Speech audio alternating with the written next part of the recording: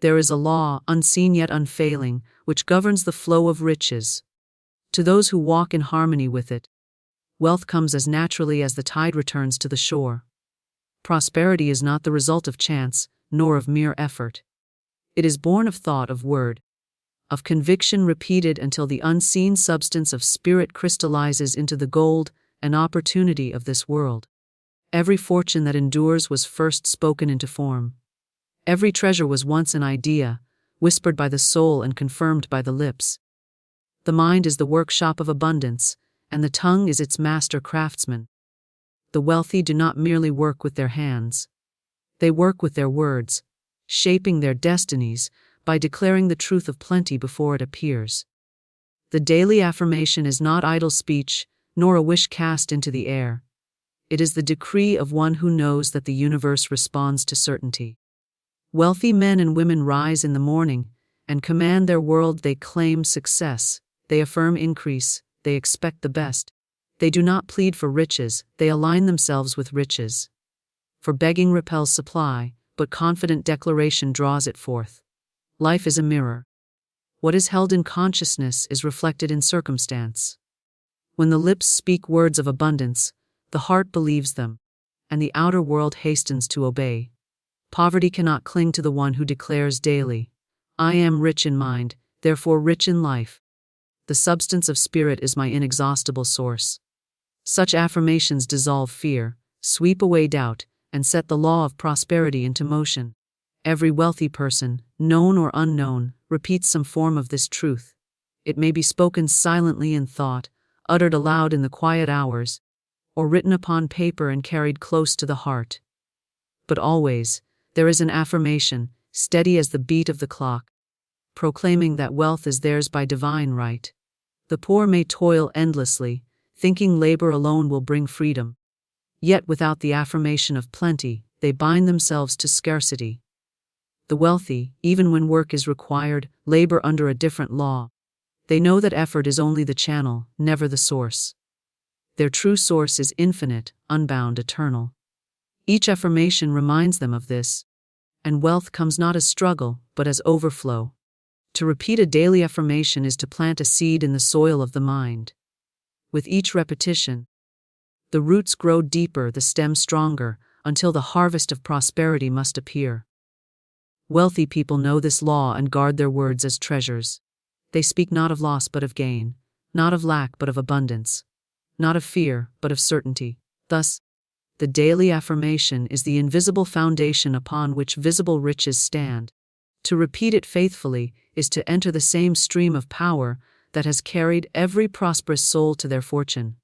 It is the golden key, always available, waiting only for the lips to claim. I am rich now, and all that is mine comes to me swiftly, surely, and without end. Wealth begins with spoken word. The seed of every fortune is planted in the soil of speech. Before there was coin in hand, before there was property to claim, before the world knew the names of those it now calls prosperous, there was first the utterance of a word. The spoken word is the invisible brush that paints the canvas of reality, the unseen architect that drafts the mansion before stone or timber is laid. Words are the first currency, and they purchase the unseen long before the visible is obtained. Every declaration of abundance is a claim upon the vast treasury of spirit, and every denial of lack is a lock placed upon the doors of prosperity. Wealth does not fall suddenly from the skies, it is summoned. It answers to the sound of conviction spoken aloud, just as surely as an echo responds to the call of a voice across the valley. When one says, "I am prosperous," the universe bends to shape itself around that decree. When one proclaims, "Riches are mine now," unseen forces move to honor that command. This is not mere imagination, it is law. The spoken word is creative, and it does not return void. It carries within it the power of completion, the ability to draw substance from the invisible and press it into form. To the one who understands, speech is not idle chatter, but the very mechanism of creation. To speak wealth is to plant wealth, and to repeat it faithfully is to water the soil of consciousness until the harvest must appear. There is no wealth without the word. Even the most intricate enterprises, the grandest fortunes, and the mightiest industries began with a spoken intention. Someone once said, "Let us build," and so buildings rose. Someone once declared, "This shall prosper," and so prosperity followed. The rich know that every word is a seed, and they guard their speech as carefully as they guard their treasures. They do not speak of failure, for to do so would invite it. They do not dwell on loss, for to name loss is to magnify it. Instead, they speak only of abundance, of success, of gain, of steady increase. Their words are ladders, lifting them ever higher into the realms of plenty. To those who understand, there is no difference between speech and manifestation. They know that once the lips release a word in faith, creation has already begun. Wealth is spoken first in the still chambers of the heart, then carried forth by the tongue to set the outer world in motion.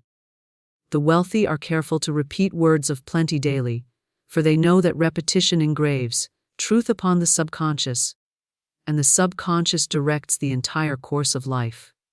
They speak until they believe, and they believe until it becomes. This is why one wealthy in spirit can lose everything in the material world, yet rise again with even greater fortune. Their foundation was not in possessions but in words, and from that foundation they build anew. Poverty, too, begins with words. The one who constantly laments lack will surely see it multiply. The one who declares, "I can never get ahead," has spoken their own prophecy. The universe is impartial, it delivers according to the decree it hears. Words of lack create lack, words of doubt create delay. Words of fear construct barriers. Yet the law is the same for all, and when the poor turn their words from despair to plenty, from defeat to dominion, their fortunes shift. The tongue is both the jailer and the liberator. It binds with words of limitation, and it frees with words of power. The wealthy understand that speech must be aligned with vision. To say, "I am rich," while secretly doubting, is to sow in barren soil. But to speak with conviction, to declare with certainty, is to set into motion an unstoppable chain of events. The words themselves are infused with energy, vibrating through the ethers, gathering substance, attracting people, opportunities, and circumstances that align with the declaration. A spoken word of wealth is a magnet, pulling to itself all that corresponds to its nature. This is why the wealthy often seem favored by fortune. It is not chance, it is law. They spoke before they saw, and so they now see what they once spoke. In the earliest scriptures, in the oldest wisdom, it was declared that the world itself was spoken into being. "Let there be," preceded all creation.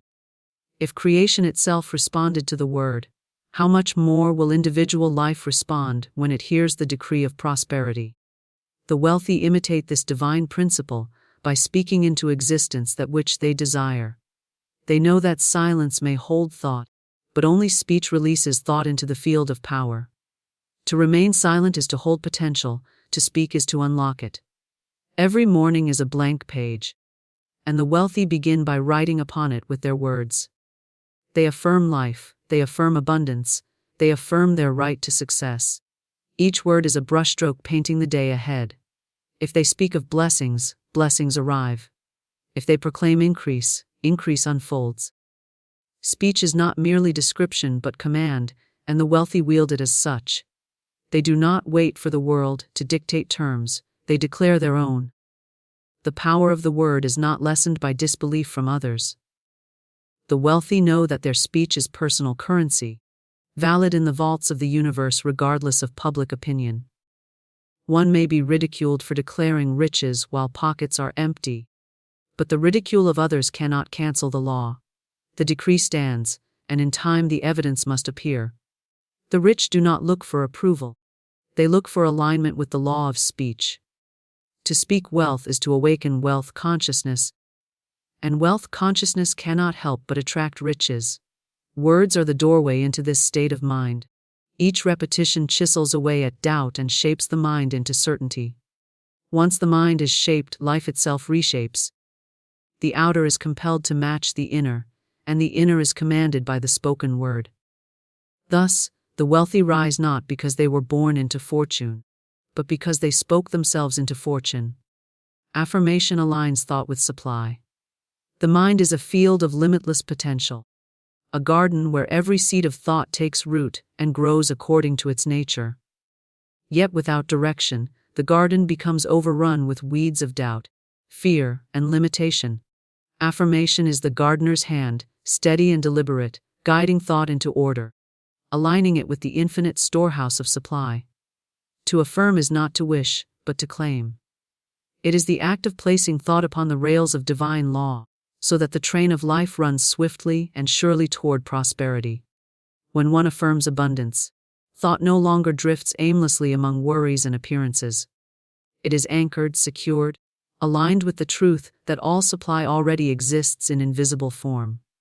Affirmation says to the mind, this is the truth, hold to it, walk in it, become it. Every wealthy person understands that thought is power, but that power must be aimed. Affirmation is the aim, the bowstring that sends thought flying straight toward its target. Without it, thought is scattered, wasted in anxiety and contradiction.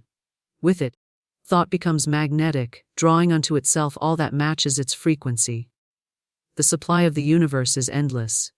There is no limit to riches, no ceiling upon opportunity, no boundary around abundance. Yet one may live in lack if thought is misaligned. The mind that affirms shortage will experience shortage. The lips that declare difficulty will walk among difficulties.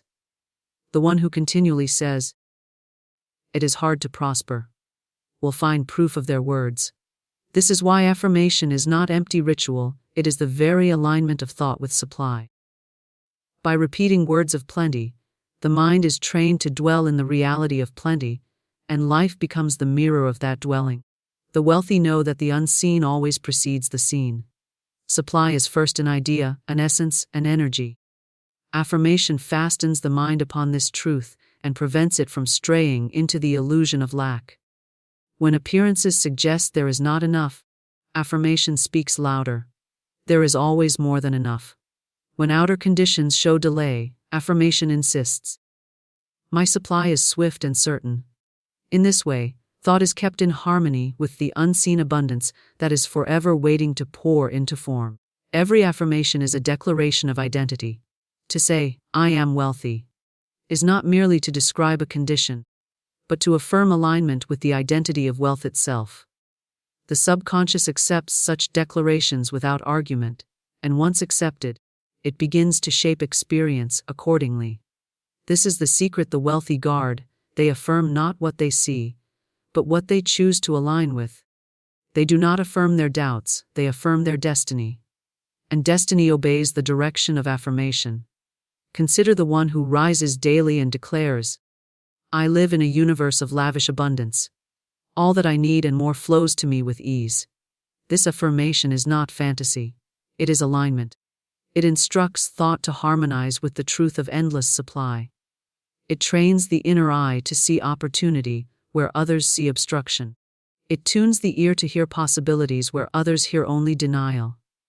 Affirmation bends thought upward, and thought bent upward opens the gates of increase. Without affirmation, thought is vulnerable to the noise of the world. Every voice of doubt, every echo of fear, every suggestion of limitation creeps into the unguarded mind and plants seeds of scarcity. But affirmation is the shield, the daily decree that rejects intrusion and keeps thoughts steady in the vibration of wealth. It is repetition that carves new pathways in the brain, and those pathways become highways for prosperity to travel. The wealthy repeat their affirmations not because they doubt, but because they know the mind must be trained, just as the body is trained. Discipline in affirmation is discipline in thought, and disciplined thought aligns with the inexhaustible supply of life. The law is exact, thought and supply are one.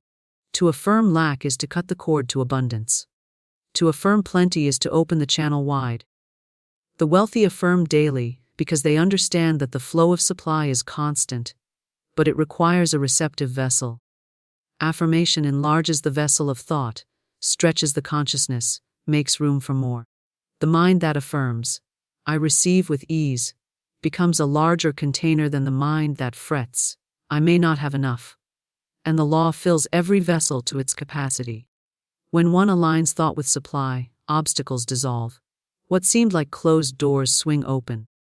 What appeared as difficulty becomes the very stepping stone to increase. Affirmation does not force the world to change. It changes the inner vision, until the world must rearrange itself to match it. The wealthy know this. They speak their affirmations as calmly as they breathe, not begging, not demanding, but aligning. They know that alignment is power, and once aligned, supply cannot be withheld.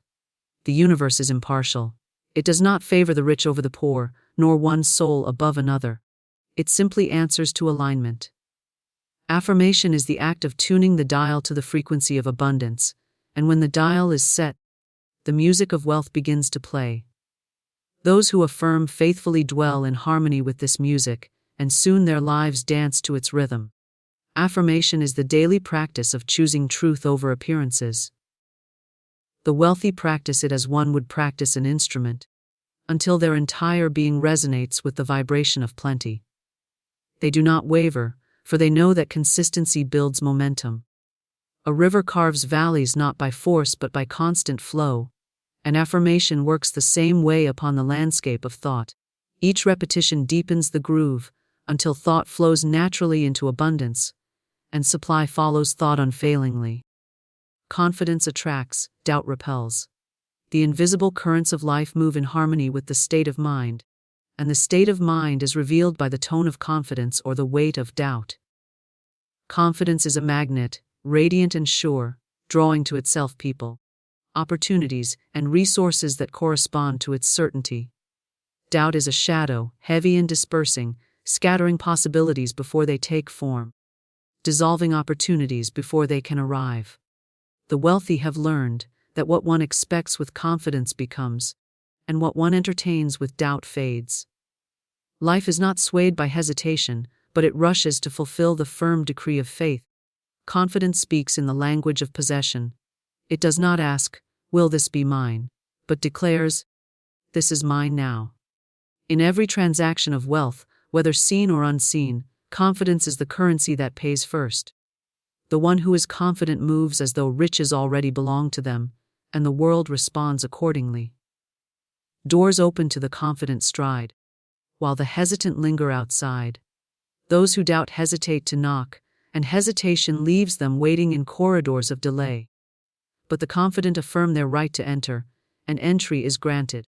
Every wealthy soul has walked the path of confidence long before the gold appeared in hand.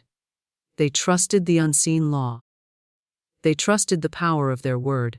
They trusted that the flow of supply could not fail them. Their confidence aligned them with certainty, and certainty drew all provision near. Doubt would have delayed their journey, fear would have scattered their harvest, but confidence gathered it swiftly. For the universe loves the sound of a voice that knows. Doubt repels not because life is cruel, but because doubt is misalignment. To doubt is to send forth two opposing commands, one calling for increase, the other denying it. The law of abundance cannot operate under contradiction, just as a compass cannot point north and south at once. So the mind cannot attract wealth while doubting its arrival. The doubting word is like a seed dug up each day to see if it grows. It never has the chance to sprout. But confidence plants and leaves the seed to flourish, certain that the harvest is inevitable. Confidence is not arrogance, for arrogance seeks to prove, while confidence simply knows. Arrogance is brittle, easily broken by the winds of challenge, but confidence is steady, rooted in law. It does not waver with appearances, it does not falter at delay. It declares, "My supply is secure, even when the purse is empty." It proclaims, "All doors are open to me, even when no door seems in sight." And in time, appearances bow to the voice of confidence, for the unseen must shape itself around the one who knows. Every marketplace responds more swiftly to confidence than to talent, for talent hidden under doubt remains unseen, while confidence displays even the smallest gift as though it were treasure. Investors place their trust where confidence resides. Partners join forces where certainty shines. Customers gather where assurance radiates. Wealth flows toward confidence as rivers flow toward the sea. Doubt, on the other hand, scatters wealth as wind scatters leaves, for none wish to build upon a foundation that trembles. Confidence attracts not only opportunities but ideas. A confident mind is a receptive mind, open to inspiration, ready to act, eager to see possibility where others see impossibility. Doubt closes the gate of imagination, whispering that no path exists, no solution can be found, no chance is worth taking. But confidence keeps the gate wide, and through it flows invention, vision, strategy, and clarity. The wealthy hold their confidence not merely for show, but as a channel through which divine ideas can enter freely. Consider the one who walks into a room with doubt. Their shoulders slump, their voice falters, their eyes avoid meeting others. The atmosphere around them grows heavy, and even those present begin to withdraw, sensing uncertainty. Now consider the one who enters with confidence. Their step is sure, their words carry weight, their presence fills the space with expectancy. Immediately, others turn, listen, and respond. Nothing external changed between the two but the state of confidence within, and yet the entire outcome was transformed. Such is the magnetic law of confidence. Confidence is the soil in which affirmations take root. Without confidence, even the strongest words fall upon stony ground. To repeat, "I am wealthy," while secretly doubting, is to plant seed in barren earth. But to speak it with confidence is to plant in fertile soil, where growth is swift and certain. This is why the wealthy guard their inner certainty as carefully as their treasures. They know that their riches flow first from the soil of belief, and belief must be strengthened daily by the practice of confidence. Confidence also dissolves resistance. Where doubt would shrink before obstacles, confidence presses through. Where doubt sees a wall, confidence finds a door. Where doubt turns back, confidence advances. Life favors the one who advances, for progress aligns with the forward movement of the universe. Confidence is movement, doubt is stagnation.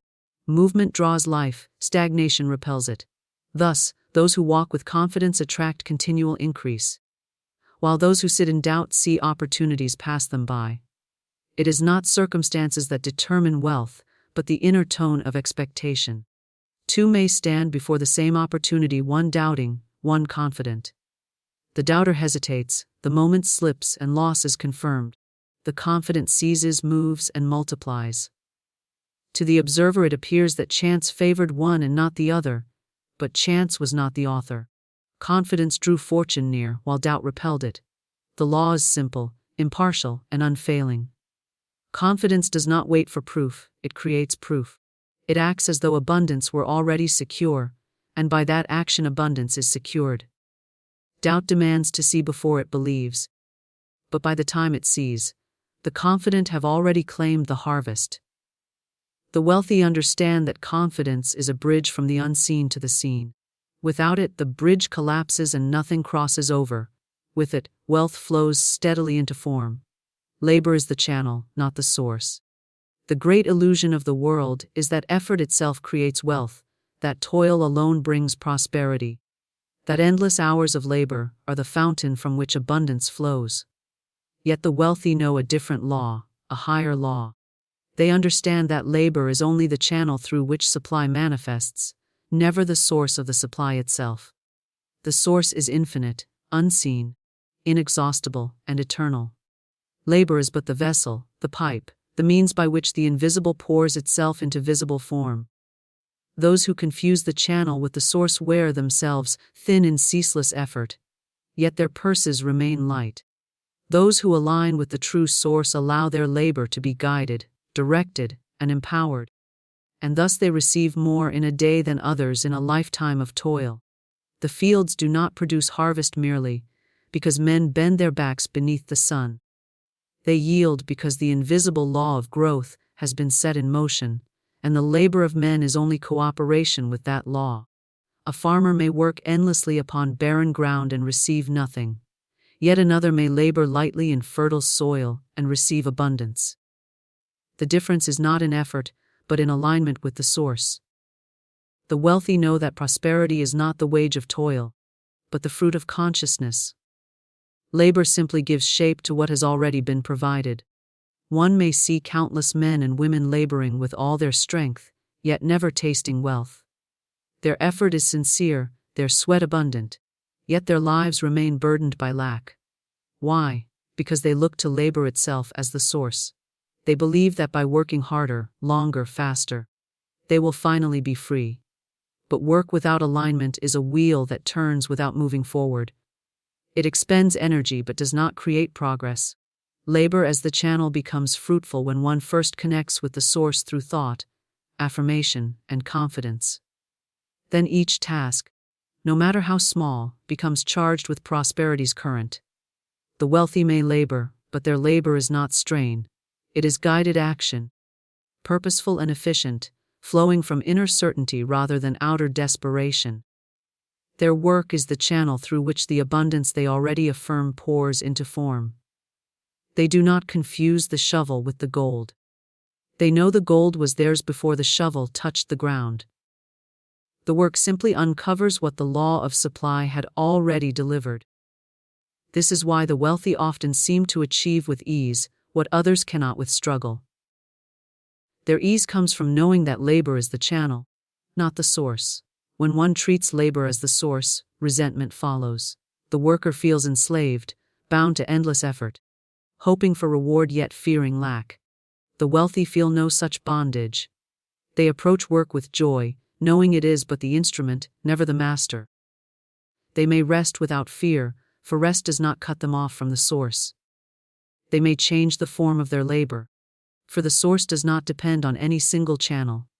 Their wealth is not chained to a job, nor to a business, nor to a market. These are only streams, and if one stream runs dry, the river of supply simply finds another path. The poor cling to the channel as though it were the only lifeline, saying, "If I lose this job, I lose my supply." The wealthy say, "My supply is infinite, and this job is but one expression of it." Thus, when change comes, the poor tremble while the wealthy adapt. Their security is not in the form of labor, but in the source behind it. This understanding frees them from fear, and freedom itself attracts more abundance. For fear closes the hand, while freedom opens it to receive. Labor without consciousness of the source is often wasted effort. One may spend years climbing a ladder only to find it leaning against the wrong wall. But when the source is acknowledged, labor becomes divinely directed. Ideas flow that save time, reduce effort, and multiply results. A single inspired action achieves more than years of drudgery. Wealthy individuals often credit their success, not to how hard they worked, but to how wisely they worked, how intuitively they acted, how aligned they remained with the invisible source of supply. Their secret is not greater sweat but greater awareness. Consider the sculptor who chisels stone. His labor is real, yet the form was already present in his vision. The source of the statue was not the hammer and chisel, but the idea that guided them. Likewise, wealth is not created by labor itself but by the vision, faith, and affirmation that channel the unseen into tangible form. Labor is merely the hand that frees what already exists in potential. Without vision, the hammer strikes blindly. Without source, labor is aimless. But with alignment, even the smallest task reveals hidden treasure. The wealthy approach labor with reverence, but never with fear. They see it as service, as cooperation with universal law. They pour their intention into it, but they do not worship it. They know they are not servants of work. Work is their servant. It is the channel through which their decrees are made visible. If one channel closes, another opens, because the source is inexhaustible. This attitude removes all anxiety, for the wealthy never wonder, "How will I make a living?" They know life itself provides. They simply ask, "Through what channel will supply flow today?" A labor as the channel brings dignity without bondage. It allows one to engage joyfully, to contribute meaningfully, to express talents freely. But the wealthy never measure their worth by the weight of their labor, nor their wealth by the hours they have given. They measure by the consciousness of abundance they carry, for that consciousness determines what labor will yield. Two men may perform the same task, but one returns home weary with little to show, while the other prospers with ease. The difference lies not in the task, but in the awareness of the source. When labor is understood as channel, it loses its burden. The wealthy may labor diligently, but they do not labor anxiously. They give their best effort, but they do not exhaust themselves in fear of loss. They know that labor guided by confidence and affirmation multiplies effortlessly. Their work is blessed because it flows with the current of supply. To them, work is a joy, a dance, a song of cooperation with the infinite, and in that joy, wealth multiplies beyond the measure of effort. Daily repetition anchors abundance. A single affirmation spoken once may stir the waters of consciousness, but it is daily repetition that carves the riverbed deep enough for the flow of abundance to become steady and unstoppable. The mind, like soil, must be cultivated again and again, for every day the winds of fear and doubt scatter their seeds. Without repetition, weeds return swiftly. With repetition, truth takes firm root, anchoring itself so deeply that no storm can uproot it. Wealthy individuals understand this law and treat their daily affirmations as sacred practice, knowing that each repetition strengthens the structure of their prosperity. Repetition impresses the subconscious, and the subconscious directs life. The conscious mind may waver, distracted by appearances of lack, but the subconscious receives only what is repeated with consistency. It accepts the decree without question and works tirelessly to bring it into expression. The wealthy train their subconscious by daily words of power, repeated until belief becomes natural. What begins as deliberate practice transforms into effortless conviction, and conviction is the soil in which abundance grows without limit. Each day is a blank canvas. What is painted upon it depends on the words spoken at dawn and throughout the hours. Those who repeat affirmations of wealth each morning set their minds in harmony with increase, and the day responds with opportunity. Those who speak of lack set the same law in motion, but in reverse. The wealthy know the importance of beginning each day with repetition, for it aligns their thought with the unseen flow of supply, before the world has a chance to whisper otherwise. Daily repetition builds momentum. Just as a drop of water falling upon stone eventually shapes it, so do affirmations spoken daily reshape consciousness. The first repetitions may feel mechanical, the words spoken without full conviction, yet persistence engraves them into the inner being.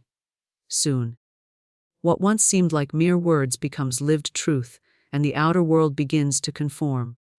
Wealthy individuals do not stop repeating when results appear. They continue, knowing that abundance is not a single harvest, but an ongoing stream. The anchor must remain, for the current of life is constant. Abundance responds to repetition because repetition trains expectation. To affirm daily that riches flow freely is to expect their arrival, and expectation is magnetic. The universe hastens to fulfill the expectation that is deeply held, and nothing holds expectation firmer than daily declaration. Those who neglect repetition drift with shifting moods, believing one day, doubting the next, attracting today, repelling tomorrow. The wealthy are steady, for their repetition steadies them.